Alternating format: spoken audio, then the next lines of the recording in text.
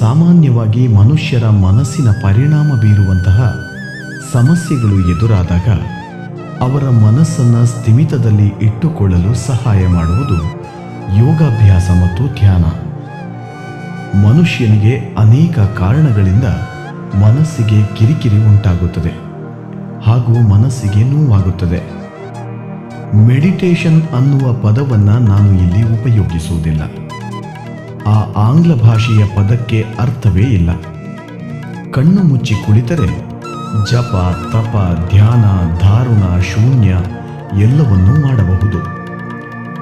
ಆದರೆ ಆಂಗ್ಲ ಭಾಷೆಯಲ್ಲಿ ಕಣ್ಣು ಮುಚ್ಚಿಕೊಂಡು ಕುಳಿತುಕೊಳ್ಳೋದನ್ನು ಮೆಡಿಟೇಷನ್ ಅಂತಾರೆ. ಕಣ್ಣು ಮುಚ್ಚಿ ನಾನು ಬಹಳಷ್ಟು ವಿಚಾರಗಳನ್ನು ಮಾಡುತ್ತಿರಬಹುದು, ಅಥವಾ ನೇರ ಕುಳಿತು ಮಲಗುವ ಕಲೆ ನನಗೆ ಸಿದ್ಧಿಸಿರಬಹುದು. ಧ್ಯಾನಶೀಲತೆ ಅಂದರೆ ನೀವು ಇಲ್ಲಿ ಕುಳಿತಿದ್ದಾಗ ನಿಮ್ಮ ಮನಸ್ಸು ಅಲ್ಲಿರುತ್ತದೆ, ದೇಹ ಇಲ್ಲಿರುತ್ತದೆ. ಇಲ್ಲಿ ನಾನು ಅನ್ನುವುದರ ನಡುವೆ ಒಂದು ಅಂತರ ಇರುತ್ತದೆ. ಇಲ್ಲಿ ನಿಮ್ಮ ಮತ್ತು ನಿಮ್ಮ ಮನಸ್ಸಿನ ನಡುವೆ ಹಾಗೂ ನಿಮ್ಮ ಮತ್ತು ನಿಮ್ಮ ದೇಹದ ನಡುವೆ ಒಂದು ಅಂತರವನ್ನು ನೀವು ಇಲ್ಲಿ ಕಂಡುಕೊಂಡಿರಿ. ಇಲ್ಲಿ ಇರುವುದು ಎರಡೇ ರೀತಿಯ ಸಮಸ್ಯೆ ಮತ್ತು ಎರಡೇ ರೀತಿಯ ನರಳಾಟಗಳು. ಅವು ದೈಹಿಕ ಮತ್ತು ಮಾನಸಿಕ. ಬೇರೆ ರೀತಿಯ ಸಮಸ್ಯೆ ಅಥವಾ ನರಳಾಟ ಗೊತ್ತಾ?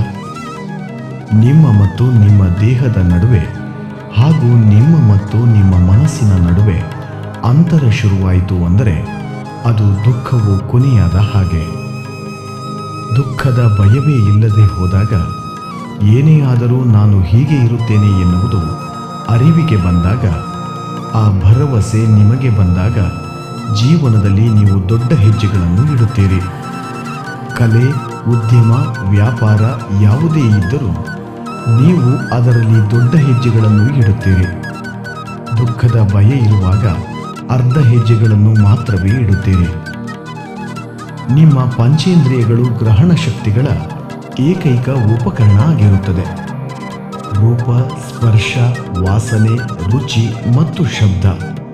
ನಿಮಗೆ ಜೀವನ ಗೊತ್ತಿರುವುದು ಈ ರೀತಿಯಲ್ಲಿ. ನಿಮ್ಮ ಇರುವಿಕೆಯ ಅನುಭವ ಆಗುವುದು ಸಹ ಇದೇ ರೀತಿಯಲ್ಲಿ. ನಾನು ಇದ್ದೀನಿ ಅಂತ ನಿಮಗೆ ಅನ್ನಿಸೋದು ನಿಮ್ಮ ಪಂಚೇಂದ್ರಿಯಗಳಿಂದ ಅಷ್ಟೇ. ನೀವು ಮಲಗಿದ್ದಾಗ ನೀವು ಇದ್ದೀರಾ ಅಥವಾ ಪ್ರಪಂಚ ಇದೆಯಾ ಎನ್ನುವುದು ನಿಮಗೆ ಗೊತ್ತಾಗುವುದಿಲ್ಲ. ಪಂಚೇಂದ್ರಿಯಗಳು ಬಹಿರ್ಮುಖವಾಗಿರುತ್ತದೆ. ಸುತ್ತ ಇರುವುದು ನಿಮಗೆ ಕಾಣಿಸುತ್ತದೆ. ಕಣ್ಣನ್ನು ಒಳಗೆ ತಿರುಗಿಸಿ ನೀವು ನೋಡಿಕೊಳ್ಳುವುದಕ್ಕೆ ಸಾಧ್ಯವಿಲ್ಲ. ಇದನ್ನು ಕೇಳಬಹುದು, ಆದರೆ ಒಳಗೆ ಇರೋದನ್ನು ಕೇಳೋದಕ್ಕೆ ಆಗಲ್ಲ.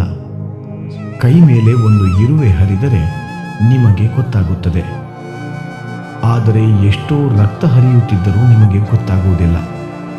ಪ್ರಾಕೃತಿಕವಾಗಿ ಇಂದ್ರಿಯಗಳು ಬಹಿರ್ಮುಖವಾಗಿರುತ್ತವೆ, ಆದರೆ ನಿಮ್ಮೆಲ್ಲ ಅನುಭವಗಳು ಆಗುವುದು ನಿಮ್ಮೊಳಗೆ. ಜಗತ್ತಿನಲ್ಲಿ ಆಗುತ್ತಿರುವ ಕೋಲಾಹಲ ನಿಮಗೆ ಬೇಕಾದ ಹಾಗೆ ಆಗುವುದಿಲ್ಲ. ಯಾಕಂದರೆ ಅದನ್ನು ನಾವೆಲ್ಲರೂ ಸೇರಿ ಮಾಡುತ್ತೇವೆ. ನಿಮ್ಮ ಪ್ರಕಾರ ಸ್ವಲ್ಪ, ನನ್ನ ಪ್ರಕಾರ ಸ್ವಲ್ಪ, ಅವರ ಪ್ರಕಾರ ಸ್ವಲ್ಪ ಆಗುತ್ತದೆ. ಅದು ಪರವಾಗಿಲ್ಲ. ಆದರೆ ನಿರಾಳತೆ ಇರುವುದು ನನ್ನ ರೀತಿಯಲ್ಲಿ. ಯಾಕಂದರೆ ಇದು ಆಂತರಿಕವಾದ ವಿಚಾರ. ನಿಮ್ಮೊಳಗೆ ಆಗುವುದು 100% ನಿಮ್ಮ ಪ್ರಕಾರವೇ ಆಗಬೇಕು, ಬೇರೆಯವರ ಪ್ರಕಾರ ಆಗಬಾರದು ಅಲ್ವಾ? ಹೊರಗೆ ನಡೆಯುವುದರಲ್ಲಿ ಎಲ್ಲರ ಪಾಲು ಇದೆ. ಒಂದು ವೇಳೆ ನಾನು ನಿಮಗೆ ನಿಮ್ಮ ಕೈಗಳನ್ನು ಬಳಸಿ ಈ ಕುರ್ಚಿಯ ಒಂದು ಸ್ಕ್ರೂ ತೆಗೆದು ಬಿಡಿ ಎಂದು ಹೇಳಿದರೆ ಏನಾಗಲಿದೆ? ಉಗುರು ಬಳಸಿದರೆ ನಿಮ್ಮ ಉಗುರು ಬರುತ್ತದೆ, ಹಲ್ಲು ಬಳಸಿದರೆ ನಿಮ್ಮ ಹಲ್ಲು ಕಿತ್ತು ಬರುತ್ತದೆ, ಆದರೆ ಸ್ಕ್ರೂ ಬರುವುದಿಲ್ಲ. ಆದರೆ ನಿಮ್ಮ ಕೈಗೆ ಸ್ಕ್ರೂ ಡ್ರೈವರ್ ಕೊಟ್ಟರೆ ನಿರಾಯಾಸವಾಗಿ ಮಾಡುತ್ತೀರಿ ಅಲ್ವಾ? ಹಾಗಾಗಿ ಬೇಕಾಗಿರುವುದು ಒಂದು ಸಾಧನ.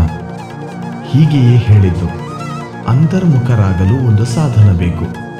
ಸಾಧನಗಳು ಇಲ್ಲದೇ ಇದ್ದಾಗ ಅದನ್ನು ಕಷ್ಟ ಅಂದುಕೊಳ್ಳುತ್ತಾರೆ. ಇನ್ನರ್ ಇಂಜಿನಿಯರಿಂಗ್ ಅನ್ನುವುದು ಬೋಧನೆ, ಸಿದ್ಧಾಂತ, ನಂಬಿಕೆಯ ಕಟ್ಟುಪಾಡು ಅಲ್ಲ. ಅದೊಂದು ಸಾಧನ. ನೀವು ಬಳಸುವುದನ್ನು ಕಲಿಯುವ ಒಂದು ಸಾಧನ ಅದು. ಇಂತಹ ಮತ್ತಷ್ಟು ವಿಡಿಯೋಗಳಿಗಾಗಿ ನಮ್ಮ ಆಧ್ಯಾತ್ಮ ಕನ್ನಡ ಚಾನಲನ್ನು ಸಬ್ಸ್ಕ್ರೈಬ್ ಮಾಡಿ. ಪಕ್ಕದಲ್ಲಿರುವ ಬೆಲ್ ಐಕಾನ್ ಅನ್ನು ತಪ್ಪದೇ ಕ್ಲಿಕ್ ಮಾಡಿ.